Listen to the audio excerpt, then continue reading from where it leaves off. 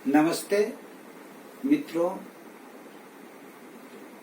जीवन द्वंद्वों से भरा हुआ है, कभी सुख कभी दुख, कभी हंसी कभी उदासी, आते जाते रहते हैं। इस क्रम में हमें दुनिया के द्वंद्वों को स्वीकार करना पड़ेगा और परिस्थितियों में समुचित बने रहना होगा। अर्थात हम यही कहेंगे कि दुनिया के द्वंद्वों को स्वीकार करें और परिस्थितियों में समुचित बने रहें। बड़े बड़े महापुरुष हुए, बड़े बड़े ईश्वर तुल्य लोग हुए, सबके जीवन में द्वंद्व आए, परिस्थितियां आई। और घर में माताएं बहनें हैं, उनके जीवन में भी द्वंद्व आते हैं। जिस तरह से माता सीता के जीवन में एक द्वंद्व आया, जब वह अशोक वाटिका में रहने लगी।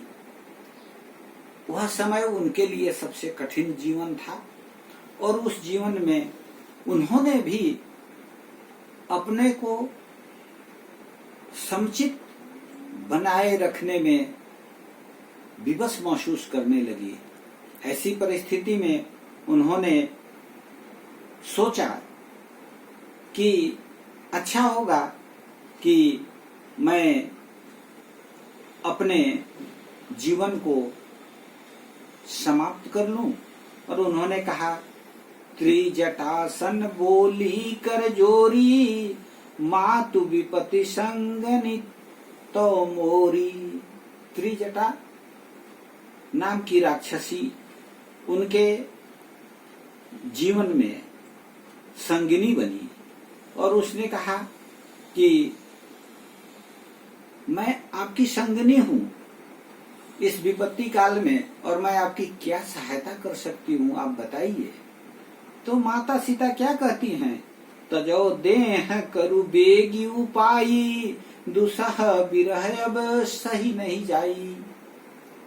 वो भी सोचती हैं कि ऐसा जीवन में तकलीफ हुआ है कि मैं इसे सह नहीं सकती हूँ, इसलिए तुम एक ही काम करो कि आमी काठ रचु चिता बनाई, मातु अनल पुनि देहि लगाई।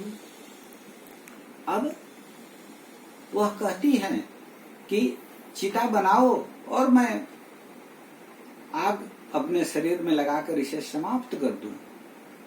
यहाँ पर त्रिजटा का विवेक हमारे जीवन में संदेश देता है। तो त्रिजटा क्या कहती है, माता सीता को समुचित बनाए रखने में त्रिजटा का क्या संदेश आता है। सुनत वचन पद गही समुझायसी, प्रभु प्रताप बल सुजसी सुनायसी। माता के चरणों में पड़ती है और कहती है कि भगवान राम का जो सुजस है वह बहुत महान है, उनका प्रताप, इसलिए आप चिंता मत करिए। और दूसरी ओर क्या कहती है, विपत्ति को टालने के लिए, निशि नयनल मिल सुनु सुकुमारी, अस कहीं सो निज भवन सिधारी। वह विपत्ति को टाल देती है और माता सीता को समझाती है कि माता अभी रात है और रात में आग नहीं मिल सकता, इसलिए मैं अपने घर जा रही हूं, आप भी विश्राम करिए, कल हम लोग बात करते हैं। यहीं पर विपत्ति टल जाती है और माता सीता का जीवन पुनः आशा से भर उठता है और आगे भगवान राम की लंका पर विजय होती है। उसी तरह से हमारे जीवन में उदासी आना स्वाभाविक है। हम उदास हो जाते हैं किसी चीज को पाकर, किसी दुख को पाकर, किसी कठिनाई को आने से। तो हमें समुचित बने रहना है और उदासी स्वाभाविक है, उदासी तो आएगा ही, पर इसे अस्थाई भाव नहीं बनने देना है। हमें स्वास्थ्य और सार्थक जीवन के लिए करुणा और प्रेम को बांटते रहना है और संस्कार ही सफलता का आधार है।